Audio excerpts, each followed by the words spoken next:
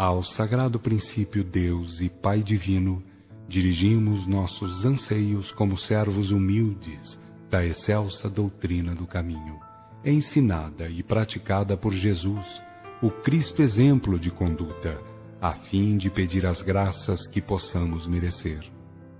Dá-nos, sagrado princípio, o amparo das legiões mensageiras. Envia-nos, Pai divino, a luz da verdade, para que, estribados nas práticas doutrinárias vinculadas aos patriarcas, profetas, ao Cristo modelo e aos apóstolos, possamos trabalhar pela restauração do verdadeiro cristianismo, a trilha iniciática que conduz à divinização do Espírito.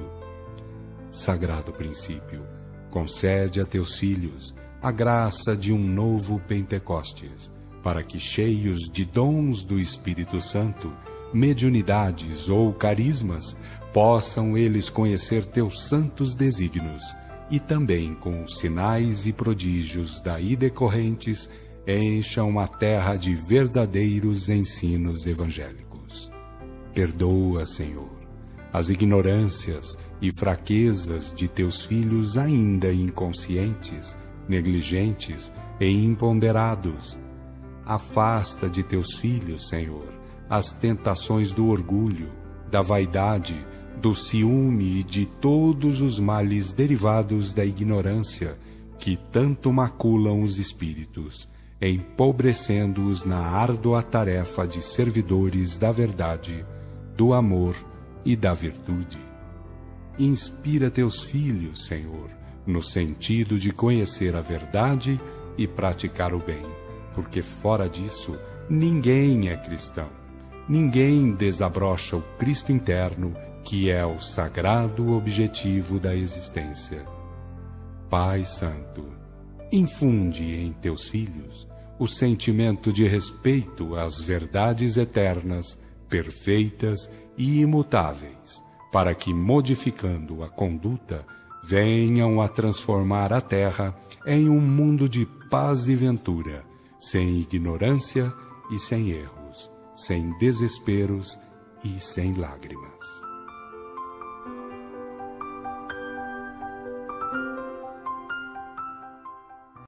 Todos nós já sabemos, já estudamos o que é o Espiritismo, mas a alavanca libertadora das consciências. O que é isso? Por que ele é a alavanca libertadora das nossas consciências? E aí a gente tem que entrar no campo da filosofia. Curiosamente, Allan Kardec, ao codificar a doutrina, ele começa pela filosofia, ele começa perguntando. Tanto é que o Livro dos Espíritos é a filosofia espírita, é a inauguração da pergunta humana aos espíritos superiores, na terceira etapa desta grande revelação divina. Então, nós também temos que fazer essa viagem pela filosofia.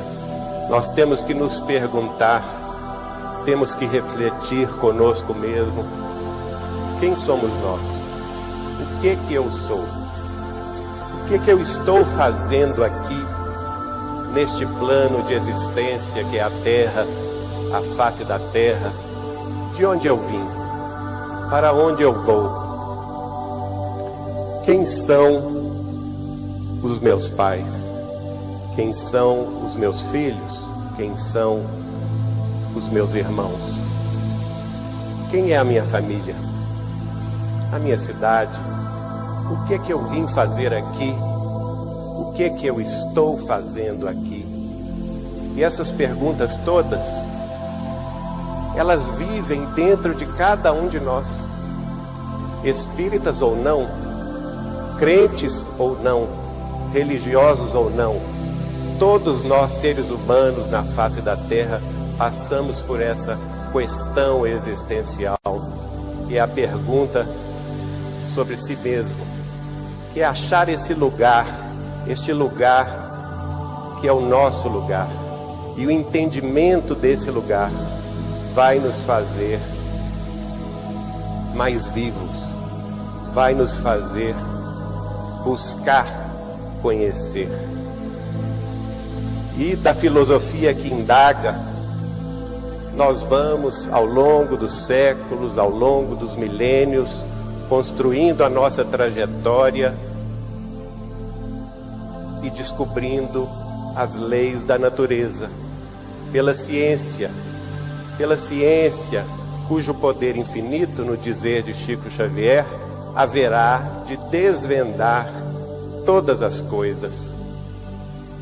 Isso tudo tem muito a ver com o Espiritismo, porque através do Espiritismo, que é o Consolador prometido pelo Cristo há quase 2000 anos atrás, nós vamos saber dele que ele nos enviaria outro Consolador, que nos faria lembrar de tudo quanto ele havia nos dito e nos explicaria todas as coisas. Então, da filosofia que indaga o nosso papel na vida, até a ciência que responde, desvendando os mistérios aparentes, através do descobrimento das leis naturais que cercam a nossa existência, nós nos encontramos com Deus. Nós nos encontramos com o sentido religioso, o sentido maior, aquele que vem de cima, e isso vai completar o tríplice aspecto da doutrina dos Espíritos como a terceira revelação de Deus aos homens. Ela tem esses três aspectos. Ela é filosofia, ela é ciência e ela é, sobretudo, religião. Certa vez, conversando com Chico Xavier em Uberaba, eu perguntei a ele, e essa entrevista está no livro Chico Xavier, Mandato de Amor, e eu perguntei: Chico, qual, na sua opinião, é o principal aspecto da doutrina espírita? E ele me respondeu: Geraldinho, a filosofia é muito nobre, sem dúvida alguma, mas também ela pode descambar para o niilismo, para o nada, para o sem sentido. A ciência, como força reveladora da vida, também é extraordinária, mas a ciência sem Deus é que constrói a bomba atômica, a guerra bacteriológica e as armas de destruição.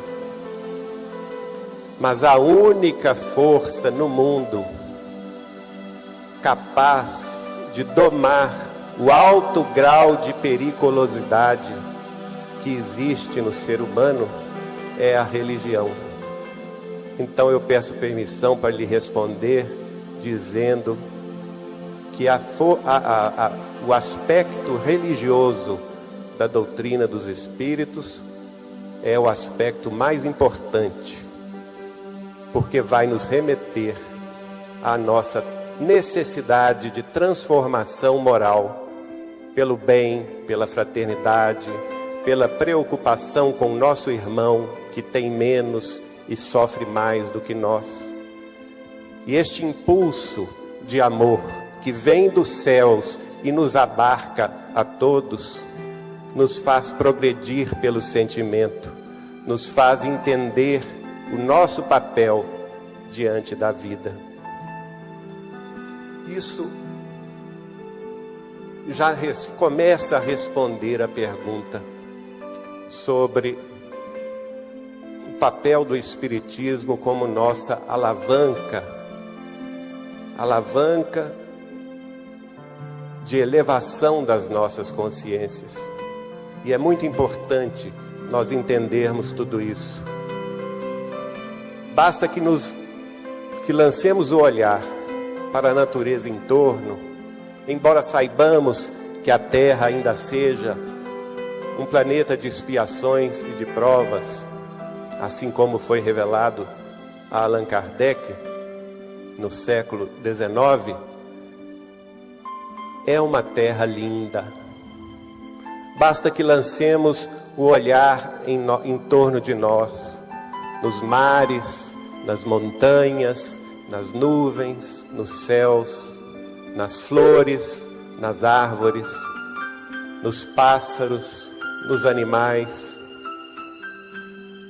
Basta que olhemos a madrugada e contemplemos o universo em torno de nós e nos maravilhemos, para termos um pouco do sentido do que é Deus para nós em nossas vidas, já que Ele, o Pai Criador, a causa primária de todas as coisas, é quem fez tudo isso, é quem nos fez. E essa mão que haverá de nos levantar ao voo da inteligência para a sabedoria e ao voo do sentimento para o amor, esta mão que Ele nos dá é o Espiritismo. Esse sentimento deve nos envolver a todos, num sentido de reverência profunda, de fé e gratidão, que haverá um dia de nos irmanar a todos, todos nós, porque todos nós vamos buscar o ensinamento de um espírito que falou através da psicofonia de Chico Xavier. Isso está lá no livro Instruções Psicofônicas, editado pela FEB, no capítulo 38. E o espírito é o espírito de Lourenço Prado. E ele vai definir saúde e doença da seguinte forma: saúde é o pensamento em harmonia com a lei de Deus. Doença é o processo de retificar o pensamento, corrigindo erros e abusos perpetrados por nós mesmos ontem ou hoje diante dela. A saúde é o pensamento em harmonia com a lei de Deus. Então, para a gente entender a saúde, segundo os espíritos superiores que instruíram a mediunidade de Chico Xavier, nós temos que penetrar no entendimento da harmonia com a lei de Deus. Então, qualquer esforço humano no sentido de compreender a saúde integral tem necessariamente que penetrar nos domínios da lei de Deus, nos domínios da harmonia com a lei de Deus. E nós vamos buscar no capítulo 1 da Gênesis de Moisés, no versículo 26, esta frase que diz assim: e disse Deus, façamos o homem à nossa imagem, conforme a nossa semelhança. A criação divina, curiosamente colocada no livro de Gênesis, está no plural. Façamos o homem. Mais tarde, isso vai ser compreendido muito mais tarde, quando André Luiz, escrevendo o livro Evolução em Dois Mundos, vai dizer que tanto Deus cria em plano maior, quanto cada um de nós, seres humanos, também cria em plano menor. Então a criação, ela se transmite também através do processo de criação, através do processo de evolução. E todas as criaturas, de certa forma, estão engajadas neste processo, colaborando consciente ou inconscientemente com ele. Façamos o homem à nossa imagem e semelhança. A princípio, Emmanuel vai comentar isto no livro Pensamento e Vida, de Chico Xavier, dizendo que a imagem de Deus é o pensamento divino que se transmite ao campo de toda a criatura, nele se espelhando de acordo com a evolução daquela criatura. E a semelhança de Deus é a vida divina, que é o amor do Pai para com as suas criaturas, que vai também imprimir no campo de toda criatura a necessidade deste amor. E nós contemplamos o universo à nossa volta, contemplamos a nossa casa galáctica. Nós estamos vendo aí a formação da nossa Via Láctea, que é a nossa casa galáctea, como se fosse uma cidade interestelar. Emmanuel, no livro A Caminho da Luz, vai comparar a Via Láctea a uma grande cidade, em cujo centro estão grandes edifícios, muito soberbos, luminosos, e a ciência vai nos explicar que no centro da nossa cidade interestelar, que é a Via Láctea, há um buraco negro ultramassivo, a grandeza do centro da nossa cidade estelar, que é esta Via Láctea, e imaginar a humildade do nosso sistema solar, que está a 3/4 partes de distância desse centro, numa terceira faixa espiral que se inicia no centro desta cidade. Então o sistema solar é um sistema dos menores, dos mais humildes, carregando consigo em torno de si 9 planetas. Mas a nossa cidade interestelar, que é a Via Láctea, não está sozinha. Ela está também acompanhada de outras galáxias, formando um grupo local chamado Grupo Local de Andrômeda, porque Andrômeda é a maior galáxia desse grupo local de 30 galáxias. E além deste grupo local, que a gente pode dizer como sendo o nosso bairro intergaláctico, há outros aglomerados e superaglomerados de galáxias, o maior sendo o nosso, que é o superaglomerado de Virgem, contendo em sua extensão mais de 200 milhões de anos-luz. A luz viaja à velocidade de 300 mil quilômetros por segundo.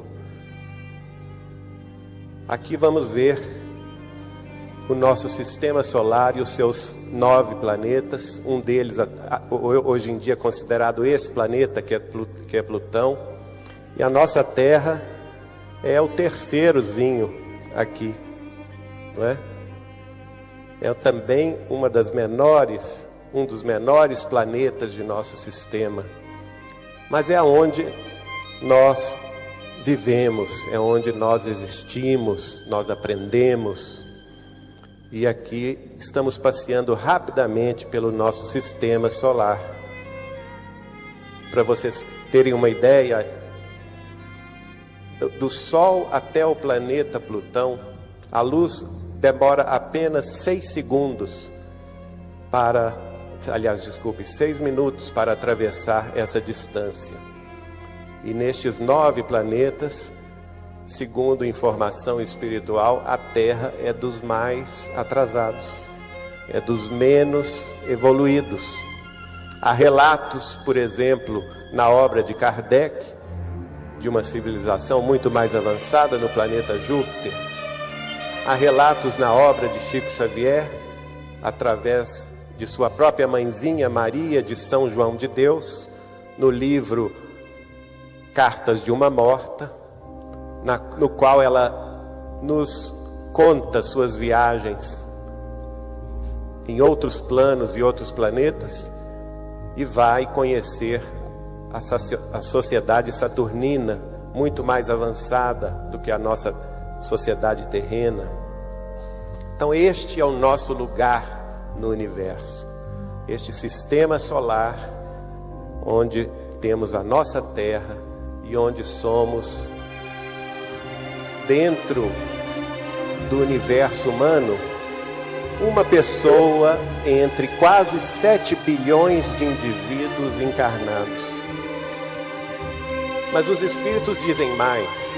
Nós não somos só 7 bilhões de indivíduos encarnados, mas 36 bilhões de indivíduos em todos os planos que circundam a Terra, apenas no nosso mundo terrestre. Então, a nossa posição ela é diminuta, mas é importante também. Jesus, revelado como governador espiritual do planeta terrestre, não cuida somente de nós, porque nós somos uma única espécie dentro de um universo de 3 milhões de espécies já catalogadas pela ciência, 3 milhões dos quais se sabe ou se estima que sejam apenas 10% do número de espécies prováveis. Então, estamos falando que os humanos são apenas uma espécie dentro de 30 milhões de espécies de seres, e sendo Jesus o guia espiritual, aquele que presidiu a formação da Terra, ele se responsabiliza também pelo destino de todos esses seres, essas espécies, em toda a vida planetária.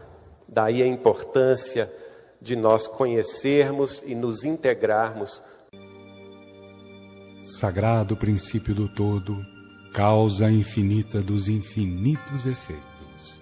Em teus desígnios eternos, perfeitos e imutáveis, quero beber conhecimentos para que nobres sejam os meus pensares e sentires, vindo minhas obras a constituir testemunhas de tua onisciência.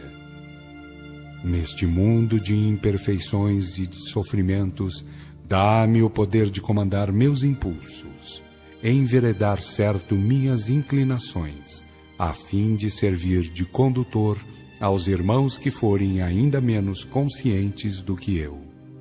Que eu possa dominar minhas tendências e paixões inferiores, para vir a ser realmente um servidor da verdade que livra e da virtude que glorifica. Confiante na tua lei e na tua justiça, aguardo, ó Senhor, a delegação de ter poder sobre as criaturas malévolas, encarnadas ou desencarnadas, que venha a poder, se for de teus santos desígnios, ensiná-las e encaminhá-las, porque, enfim, todos são filhos do teu infinito amor, estando destinados ao sagrado objetivo que é o grau crístico. Ó Pai Divino, pela glória de Jesus Cristo, o teu Verbo neste planeta, rogo a graça do trabalho, que a minha vida seja um roteiro de verdades semeadas e bondades distribuídas, a fim de que me faça digno filho teu, sabedor de que a cada um será dado segundo as obras que praticar. Desejo fazer da verdade, do bem e do bom a minha religião. Ó Ser dos seres, ó Senhor do infinito e da eternidade, concede-me a oportunidade de conhecer cada vez mais, para dar cada vez mais dignos frutos pelo exemplo, a fim de apressar a evolução desta humanidade, que este mundo de imperfeitos e sofredores venha a ser, em breve, uma das felizes moradas de tua infinita criação. Rogo, ó Pai Divino, por todos os teus filhos, reconhecendo uma só origem divina, um só processo evolutivo e uma só sagrada finalidade. Desejo a graça de tua justiça para em teu santo nome convidar a todos no sentido de saber certo, sentir bem e proceder com dignidade. E isto, Senhor, para que todos venham a ser o mais breve possível acima de mundos, formas e transições. ó Supremo Espírito, essência divina que tudo manifesta, sustenta e destina. É no teu seio de luz, glória e poder que mergulhamos os nossos pensares e sentires para aí render graças pela tua divina paternidade. E pelas tuas graças, Senhor, fazei que seja este Filho teu um fiel discípulo da excelsa doutrina, cujos fundamentos são a moral, o amor, a revelação, a sabedoria e a virtude.